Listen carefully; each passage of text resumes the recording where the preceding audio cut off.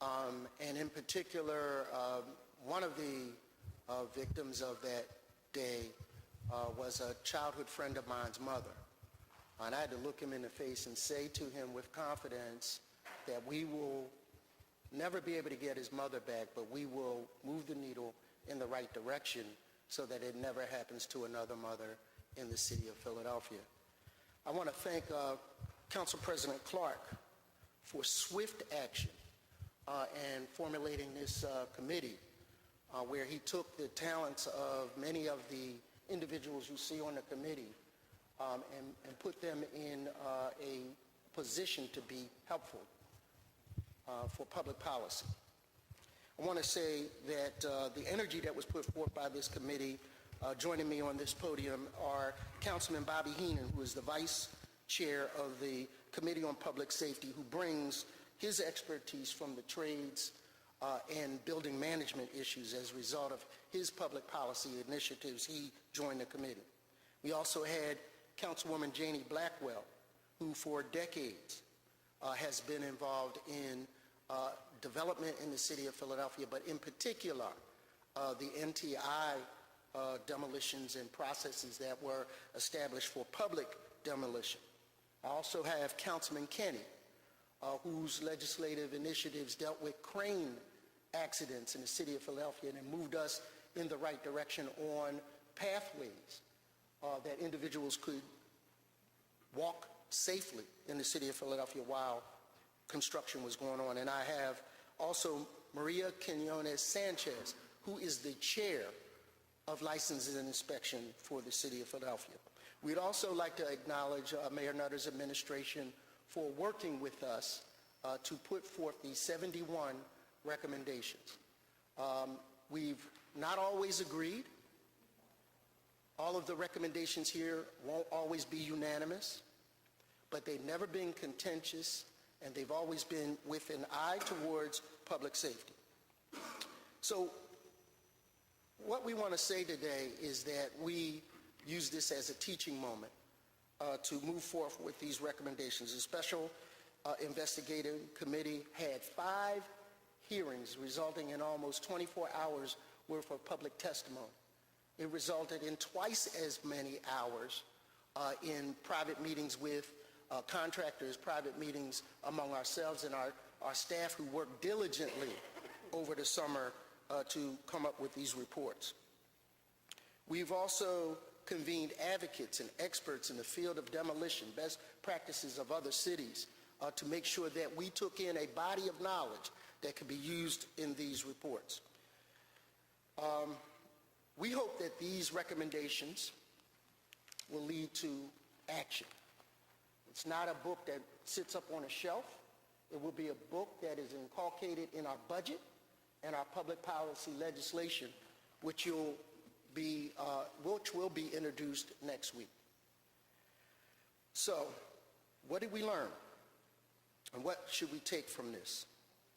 Most importantly, we found out that there was a difference between public demolition and the private demolition and what was called a honor system, where the vast majority of demolition contractors are indeed honorable, but the small minority of not so honorable demolition contractors are who these regulations are primarily for. We found out that a brick that falls from a ceiling doesn't care who it is. It doesn't care if it's a private job or a public job. And that we found from that there was a deficit of information in our application process, that names weren't affixed. And as Councilman Kenney pointed out over and over again, that people's licenses, professional licenses, weren't on the line, and I hope he'll talk about that going forward. We found out that there is a need for training of individuals that work on demolition sites and people that supervise those individuals that work on sites. So we've looked to OSHA 10 as a floor for training in demolition, not a ceiling. And that OSHA 30 might be used for supervisors, and we, in the hearings to come, will establish more of that requirement. We also found out that notification for adjacent properties needed to be addressed, and particularly occupied properties that are adjacent to demolition. We learned, and Councilwoman Blackwell will talk about some of the contaminants that some of our first responders in the fire department, Councilman Kenney, have to experience every time they go into a dangerous site like that. We want to also address the fact that, and again, if you're deficient in one area in the application, that should be a bellwether that there are probably other areas we need to check, and we want that built into the application process.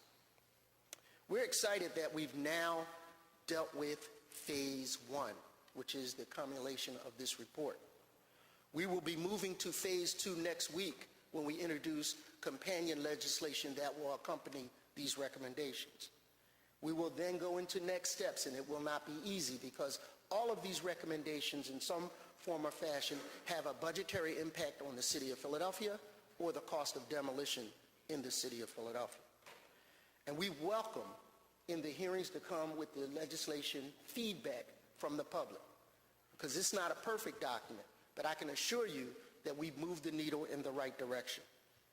And finally, phase 3 is how do you then implement the law so that it is not a useless law that sits on the books but is not paid attention to every day when we deal with construction and demolition in the city of Philadelphia, because we believe that we are on the good side of the recession, that we are going to have more buildings erected, demolished in the city of Philadelphia.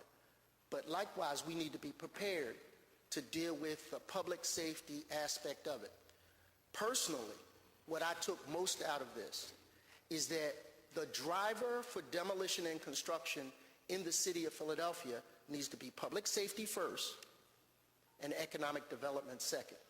So with that, I want to get some of the committee members to talk about particular areas that they drilled down beyond the surface of and came up with recommendations for some of the concerns you'll find addressed in the report. Also, as a foot-keeping note, if you have a question, we'd like you to use the microphones because on Channel 64 it's difficult to get the audio. So first and foremost, I'd like to ask Councilman Kenney to come up and talk. Thank you, Mr. Chairman. First, I'd like to thank the Council President. He has done a tremendous job since he's been sitting up on the podium there, and he has put us together to do some really serious work over the course of the summer. In addition to thanking the Chairman and my colleagues on the committee, I want to thank the staff. Tremendous people, very smart, worked very hard on a short period of time and got a lot done, so I want to thank them personally. Public safety, keeping people safe in our city is the primary responsibility, or one of the primary responsibilities of our government. In some ways, over the last number of years, that has been abdicated.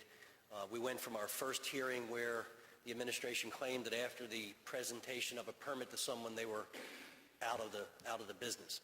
We have found that that is not the case, and tragically found that that's not the case. So we're going to put the emphasis back on keeping people safe. License and Inspections Department is not a commerce department. It is a public safety department, a code enforcer. It is a department that needs to keep people safe, walking the streets of our city, shopping in a store, or anything else that they're doing.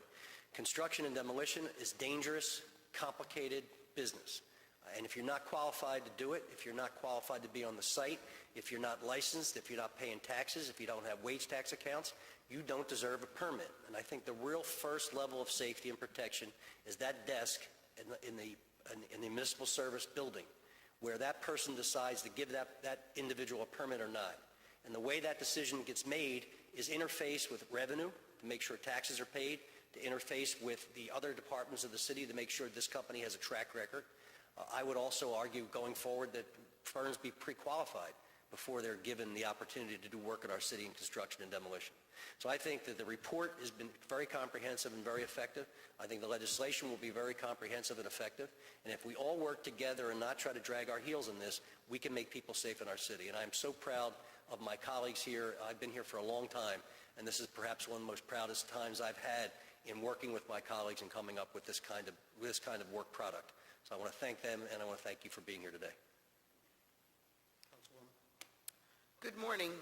I want to echo those both from the leadership provided by our council president and our chairman of this committee. As chair of L&I for years, I've talked about the department and its need for resources. And what you will see in this report is a very thoughtful, complex report that as we work towards legislation and implementation, we have to be committed to do that. Public safety is paramount. Safety plans, ensuring notification of community residents, ensuring that the type of demolition work that is done, whether it's adjacent to residential or commercial, have comprehensive safety plans, safety officers, and people that anyone can identify as people in charge on sites. These seem like low-hanging fruit. It is not prescribed. And what we're attempting to do through this report and through this legislation is prescribe. We want to minimize human error. We want to be able, through technology and other mechanisms, flag problem situations. We want to flag problem contractors.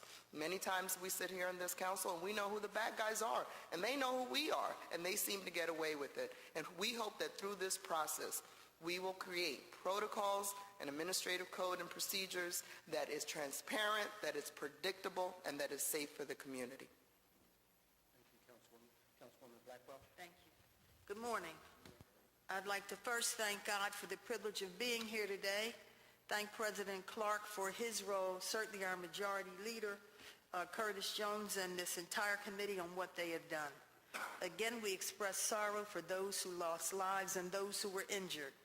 A special thank you to Jerry Valerie, who testified at our hearings, and my friend, former Commissioner Bennett Levin, who gave such important input, as well as all of those who took time to testify at our hearings.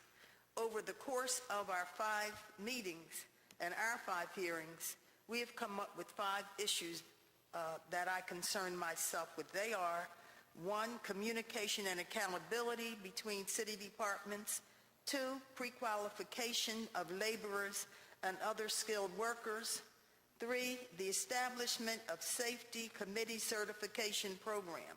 Safety First, for example. Number 4, a minority training program, like the Emerging Contractors Program. And number 5, safety-specific responses to asbestos, silica, and other airborne environmental hazards that may be a byproduct of construction and of the demolition process. As some of you know, I lost my father as a result of his exposure to asbestos. Being chairperson of the Committee on Housing, Neighbor Development, and the Homeless, it is important that we focus on every neighborhood and all businesses, no matter whether they are in Center City or any district, and so that they are protected from physical dangers on site, as well as those that may not be physical. Therefore, we have implemented new procedures to make sure that these issues are dealt with. Further, to ensure that developers and contractors abide by new rules we promulgate, I believe that third-party safety managers are necessary to both construction and demolition. The purpose of the third-party safety monitors is to ensure that the contractors are maintaining a safe work site for the benefit of workers as well as the general public. In addition, to ensure that students are able to take advantage of any jobs that may be created, we are trying to set and roll out a pilot program to provide OSHA training, the minimum to required on a safety site at West Philadelphia High School, Overbrook High School, and the workshop school to align jobs with youth that may be created from our policies. Thank you. Thank you, Councilman Henon. Thank you, Chairman, and I too want to thank Council President Clark and our Chairman, Majority Leader, Councilman Jones, for convening this special committee, and my colleagues, Councilman Kenney had noted, this wouldn't be possible without the due diligence and hard work of every staff member of the council members are part of this committee, and I'm proud of that, as duly noted earlier.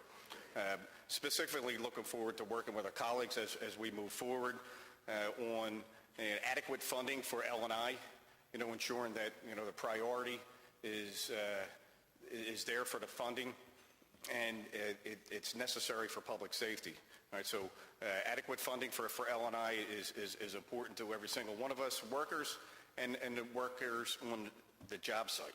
All right, there's a number of proposals here in this report to ensure that they're two types of lawful workers that are on a job site, and one of them are licensed contractors and employees of a licensed contractor, ensuring that they too have workman's compensation and they have insurance to be on a job site as licensed contractors or employees of a licensed contractor.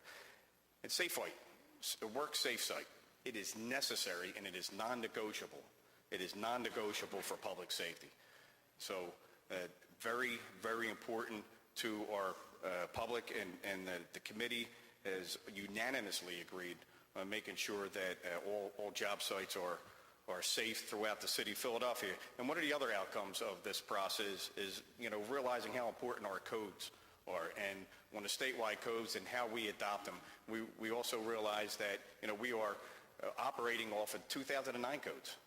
All right, the Commonwealth is operating off of 2009 codes, which dictate how we operate here as our code enforcers on the job sites. So there is legislation in Harrisburg that this special committee is urging that the rest of the body of city council supports, and in adopting our recent codes, 2012 codes, when it comes to public safety and the consideration of that public safety, energy efficiency and other building standards dealing with construction and demolition. So, I'm very proud of the committee. I'm looking forward to having this dialogue and moving forward, to coming up with concrete legislation to keep our citizens safe.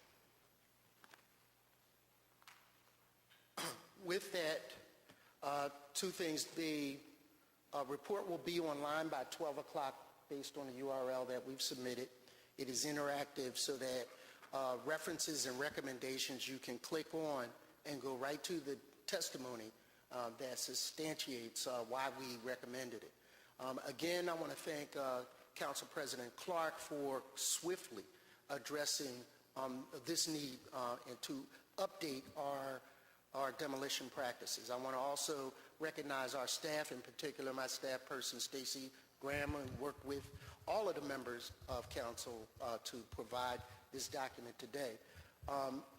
There's diversity up here, and I want to tell you that, again, we didn't come to this place easily. We deliberately went through each one of these recommendations and came up with common ground. And I want to applaud the members of the committee and Council President for instilling this responsibility with us. So with that, remember, you have to speak into the mic so that it can go on.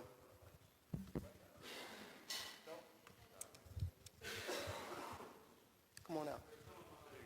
There you go. Councilman, the first thing all of the members of this committee did when they got to the podium was to thank each other, congratulate each other for simply doing their jobs. Where were you before June 15th? Before 6 people died? Did it have to take 6 deaths and 24 hours of hearings to come up with recommendations like people should be trained to do demolition? The simple answer is yes, and it's unfortunate that the deaths caused us to have an action. We are legislators, we're budget makers, and we rely on testimony from the different departments to see if they can do their jobs adequately. Unfortunately, sometimes out of a crisis can come an opportunity to correct it. Can't change the past, but what we are determined to do is change the future going forward for contracting in the city of Philadelphia. Councilwoman Sanchez was chairman of L&I for years. Was she unaware of any of these problems? Let me answer your question. I've had these ongoing discussions with this administration for the past 5 years. I have had fights and arguments with Keith Richardson, who was the former Revenue Department Commissioner, and with Fran Byrne, who was the L&I Commissioner. I have sent them to sites where people were doing illegal work to shut them down. I call them, talk to them every day, and try to explain to them the problems of unlicensed contractors and people working at 2 o'clock in the morning putting on roofs in residential neighborhoods. And I didn't get any response. So that's what we've been doing. So as far as being aware of this problem, we are not mayors. We are legislators. I can't direct a commissioner to do anything. I can complain about it, I can write letters, I can make complaints, I can put them in the right direction, but I can't force them to act. And that's what we're trying to do now. And that's where we've been for the past that's where I've been for the past 5 years. Councilwoman Quinones-Sanchez, you've been chair of the committee forever. The record speaks for itself. If you read the countless testimonies, both L&I hearings, budget discussions, there has always been a concern, a safety concern around resourcing up the Department of Licenses and Inspections. And if you look at the budget and how we've had to fight year to year to staff up L&I, the record will speak for itself where I've stood and where this council has stood on the Department of License and Inspection. So phase 2 of the legislation will now force the administration to cooperate with council and do the right thing? Again, we can't force anything upon the administration. What we can do is create the laws and hold people accountable for those laws, and that's what we intend to do. As passionately put by my colleagues, we've had, if you follow our budget process, we've had concerns raised year after year, and we're willing to put our money where our mouth is as well, but we can't make them spend it. And what we hope has happened out of this crisis is a newfound cooperation and an understanding of the importance of making sure that we are safe as citizens. Can you talk in some detail about the different recommendations? There were 71 altogether, and it appeared from the report that you were the committee members were unanimous on all but 4. Well, I mean, we can, I think that's pretty good for independently elected officials who have constituencies that they have to address. We are diverse. We have different interests, whether it's minority inclusion or whether it's public safety. We differ on how we view things. But for the most part, we've been unanimous on most of the recommendations. And to what degree have you talked with the administration about these recommendations, and to what extent does the administration agree with them? Well, I guess I finally realized why you put me as chairperson, because I try not to pick fights, but I'm willing to fight when necessary. They've communicated with us.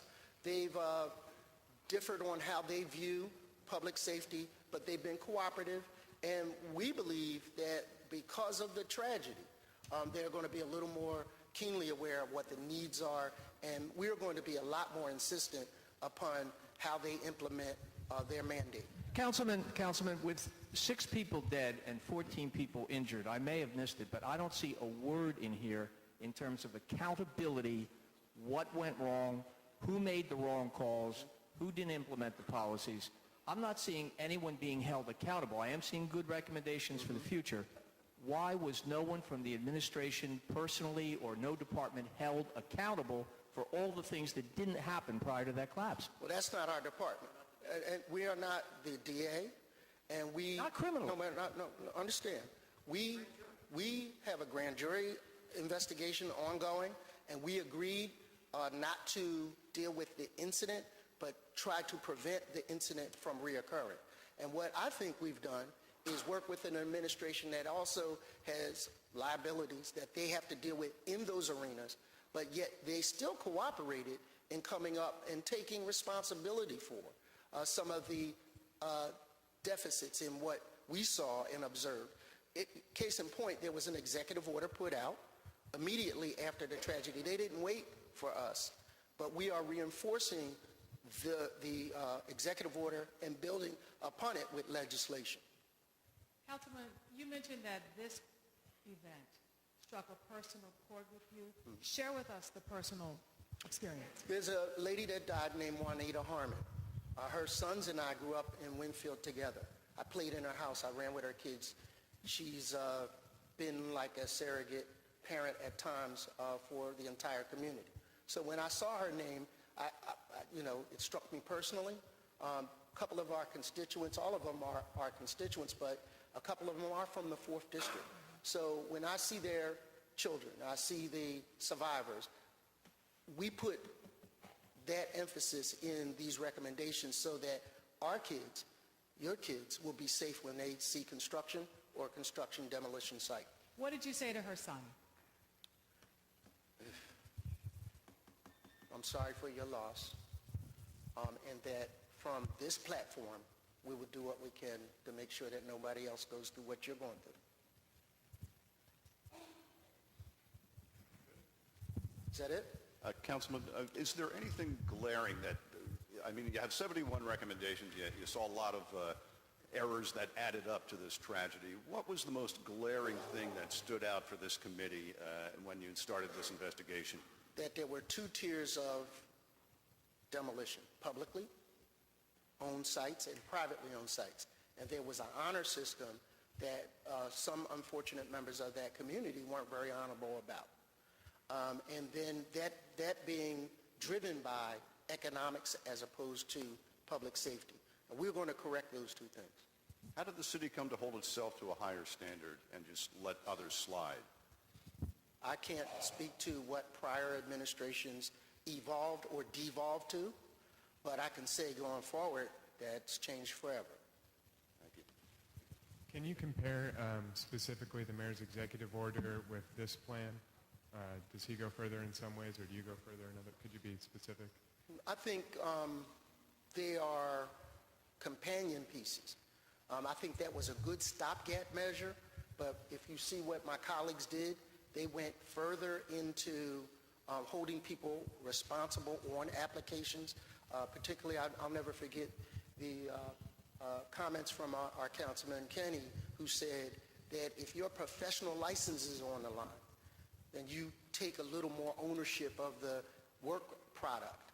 And that was a good recommendation that we had. So we may agree, and I believe sincerely we agree that public safety should be the priority. The question and debate going forward was how we implement that, how much it costs, and what will be the intended and unintended consequences of it. And we'll see in the hearings based on the legislation going forward. So this is the first leg of the race. Second leg of the race will be next week when we introduce the legislation. Councilman, can you address the likely impact on the cost of not only demolition projects, but also construction projects to the extent that you're cost of extending safety, these regs there? the cost of safety, priceless. And any estimates on what the cost will be? We're working with the apart from- administration, and they will go line by line through this to let us know during the budget process what they will need by way of resources. And I'm thinking more of the cost to builders and the like. Well, if you factor in the cost of liability of this catastrophe, it's all relative. Yeah, they've been doing it. Yeah, they've been doing it fairly ineffectively. The owner of the building went on the cheap. He went for the cheapest price, not the best price, not the most efficient price, the cheapest price. And that's what happened. You know, construction and demolition in the city is, again, it's dangerous, it's complicated, and it's not cheap. If you go on the cheapest price alone, you're going to have these problems. And that's what happened here. If you look at the bids that were given to us or shown to us by other contractors who bid on that job, there was a whole set of bids that were in one area. Griffin Campbell was down here. He took Griffin Campbell's bid because it was $130,000. And that's what would happen. And when you go on the cheap, that's what happens. So, look, we live in the Northeast. We don't live in the South. We don't live in Texas. Cost of construction is different around the country. But in this area, the prevailing rates and prevailing cost should be what's followed.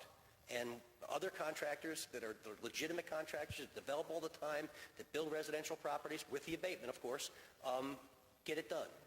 Get it done. Well, would you say that for contractors who are already doing the job the right way, that the additional cost of this would be negligible? If they're doing it the right way, the cost is what it is. It's when you're doing it on the cheap is when you try to cut corners. When you're cutting corners, you're trying to put the money in your pocket as opposed to in your employee's pocket or as opposed to into the city coffers with taxes. So if you're cutting corners everywhere, you're cutting corners on the job site too. I mean, Griffin Campbell had no active wage tax accounts with the city. I guess he was taking the building down himself, or he was paying people cash to do it. One or the other, but you can't argue that you have to have a payroll to have a legitimate company. You have to pay workman's comp and unemployment card. You have to follow the rules. And if you follow the rules, everybody's cost structure is kind of the same. I've been telling them that. But. Do these recommendations address the issue of expediters filling out? Please don't. Please do. Listen, stay tuned, and you'll see in the legislation how we do that. All right? All right, Thank you all. Can I ask one quick one? Someone, Thank you.